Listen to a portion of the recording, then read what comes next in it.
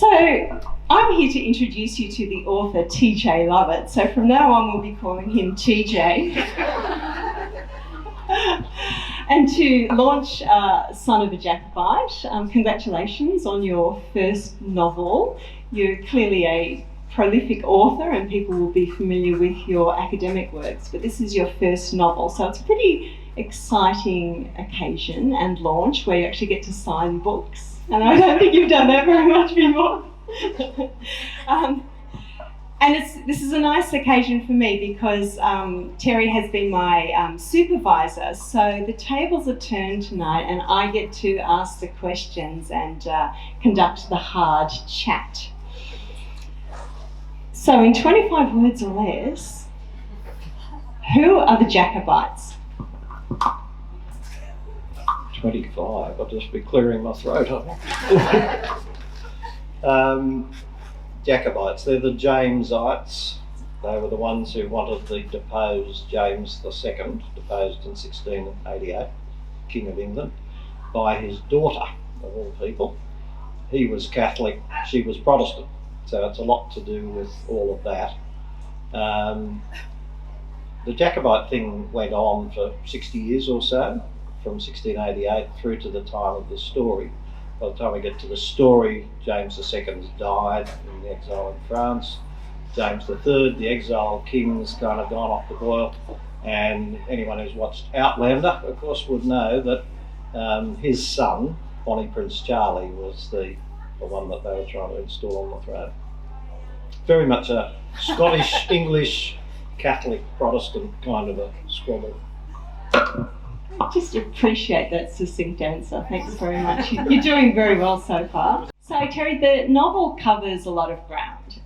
It starts off in Culloden, but it covers a good generation and a bit, and 3 continents. So do you just want to describe and sort of set the scene of the scope of the novel?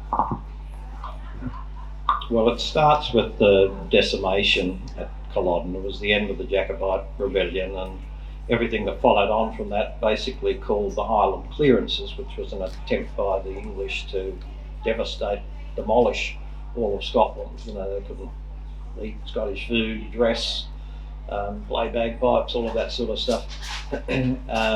The old language was banned, all of those sorts of things. So most of them had to clear out. And they had to go to all sorts of places and sort of restore their lives. So that's in the story, how at least this particular guy, who was born on the day of devastation, put his life together, travelled to the Middle East, travelled later on as a British Army officer to America during the American Wars. It's based as much as possible on some factual stuff. One of my ancestors actually was a diplomat in the Middle East, in Algiers and Tripoli. In that period of time, he was a Highlander who had to leave and sort of put his life together again, and also another ancestor did actually fight in the American wars as a British officer. So, yeah. So you're getting a bit of a hint there of some of the countries and the continents that the book travels through. I wanted to just sort of set the scene by reading a paragraph from the book. Don't be embarrassed now, don't pick up any errors. And I will actually put my glasses on. We haven't rehearsed this, by the way. Spent hours preparing. Culloden would forever thereafter come to mean so much more than just another Highland destination. The word would shriek for generations to come on both sides of the battle. For the English, it would shriek delight, for on that day the Jacobite rebellion was quelled forever. For their Highland foes, the shriek would be for the loss of a precious cause, and of the 1,000 or so, mostly young Scottish men left lifeless on the battlefield. I think a little clap there. I think that sets up the tussle that goes on through the book, the ambiguity of what does it mean to be committed to nation, to state, to religion, to women. There's a few women in the book, a few racy beats. It's a bit embarrassing. The book, I mean, you've just described that it is partly family history, but it's also a novel. It's a fiction. Why did you write it as a novel and not as a history? I'm just sipping on my Glen Lovat, by the way.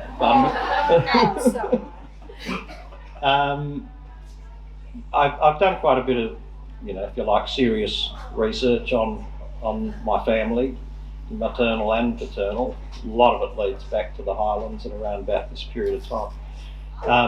On the Fraser of Lovat side, which is the clan, the record just peters out.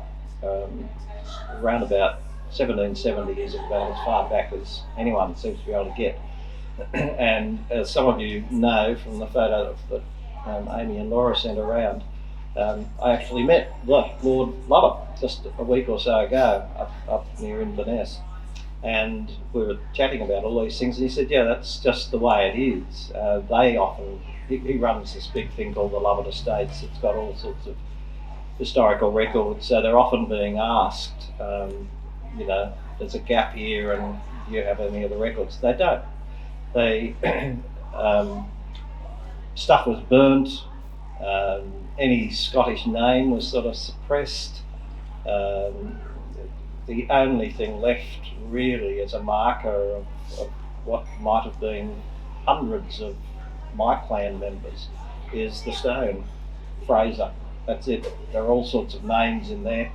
No record of who was who or anything like that. So actually getting back, even through Ancestry.com and all those sorts of things, is actually an impossibility.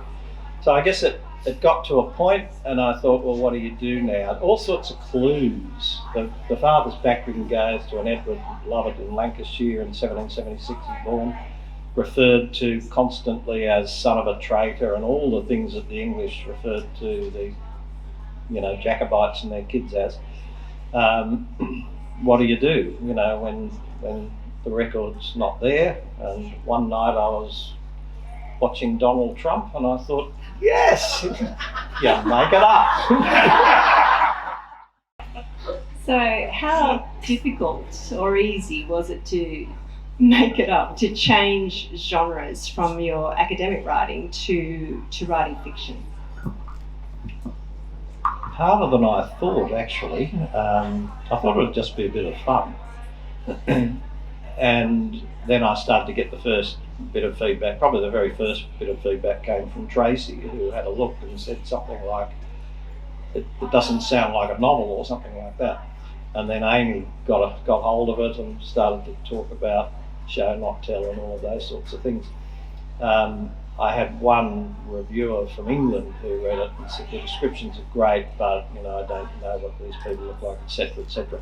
So to actually turn it into a novel, it required a different kind of brain, a lot of imagination, which actually can be hard work. I found out how difficult creative writing can be. I was telling the publisher over in the UK just when I was there last week or so, there were days, because I'd be doing other things, marking a PhD or writing a journal article, an academic piece or something. There were days when I actually would sit down to write the next bit of the novel, think, I'm just not up to this today. My brain's not in that space. So I'd just go and do something easy, like examine a PhD or write a journal article. And then this girl said, I don't think that would be most authors' experience. So it was an interesting challenge, but it was a real challenge.